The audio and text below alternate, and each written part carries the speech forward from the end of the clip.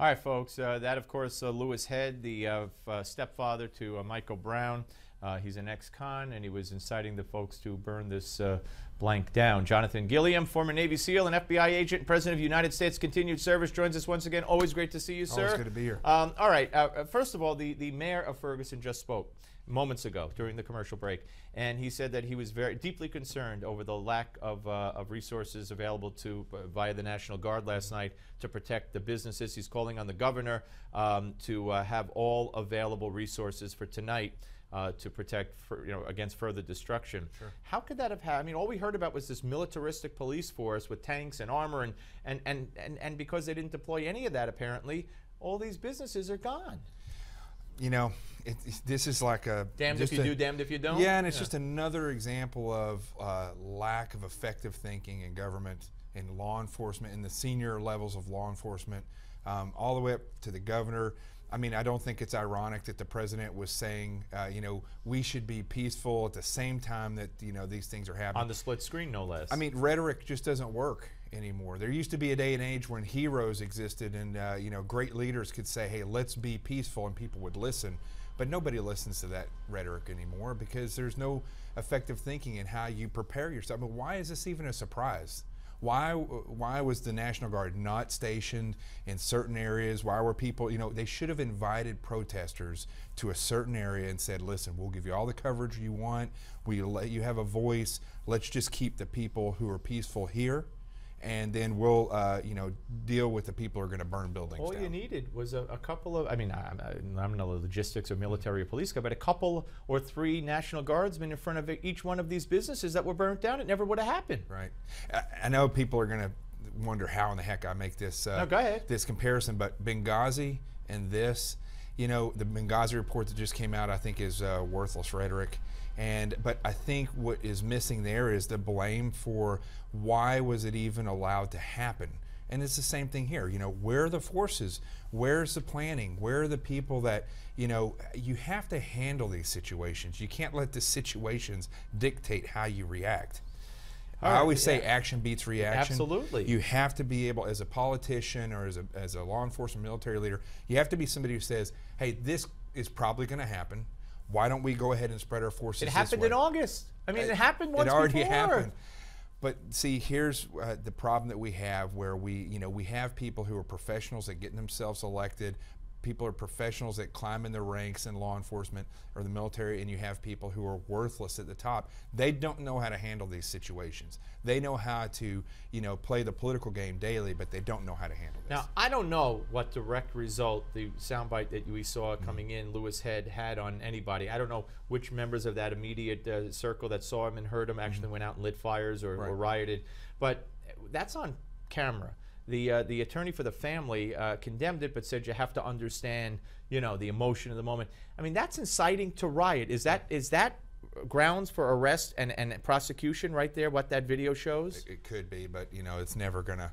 That's never gonna happen. Not with DOD and everybody on pins and needles. But you know what you're seeing there is the reaction of a criminal. When you look at his real father and he's on there calling for peace, you're looking at a very well-spoken, well thought out person. You know, unfortunately, there are people out here that they have a right to protest. They have an idea of what's going on. Those people should be smart enough to separate themselves from this riffraff, because this riffraff is the reason, along with bad planning on law enforcement, that we're even in this situation. When you have people who blatantly disregard the authority of a police officer, and then you have a police officer who's willing to go to guns pretty quick, and maybe because he's been in that situation before, what you're going to have is an explosive situation. You think that Darren Wilson went to his gun too quickly?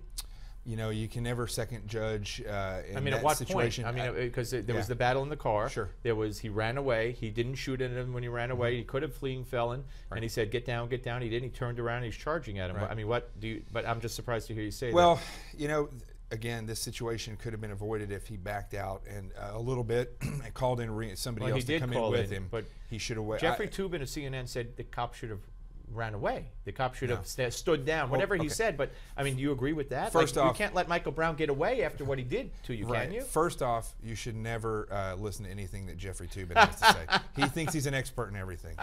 Secondly, you know, I'm not going to second guess the shooting. The shooting was a good shoot, I believe. I believe the actions of Brown, you know, coming at the officer, you know, gave the officer the right to shoot. However, I do think that officers should take note of this, and if they have the opportunity to, you know, they see a situation, you can feel the situation starting to spin up, maybe pull back a little bit, not retreat, just pull back a little bit. This is after the confrontation he's running away? Before he even gets out of the car? You see a 6-foot-something tall kid walking in the middle of the street that fits the description of somebody just robbed something. You wait? You follow him? I would follow him. I'd call for backup and then handle the situation. In this type of a neighborhood where he was right there, where you know, where tensions are flamed. But you don't believe that given what he did do, he did anything wrong. No, I mean, he just acted. Right. He went forward. You would have gone a different route. I would have gone slower. Okay, gotcha. All right, good to see you, Jonathan Gilliam, ladies and gentlemen. We'll be back with more of the Malzberg panel. Operation Nickelgrass. You know what it is? It helped save Israel. 1973. Richard Nixon saved Israel. That's right. Here's this hour's American Moment.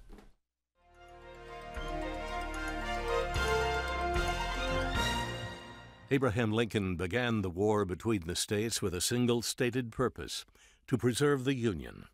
So it surprised everyone when in July of 1862, President Lincoln announced his intentions to issue an Emancipation Proclamation to free the Southern slaves. Lincoln was urged to delay his proclamation until the Union Army could boast a battlefield victory. That opportunity came at the Battle of Antietam, when Union forces drove Lee's army out of Maryland.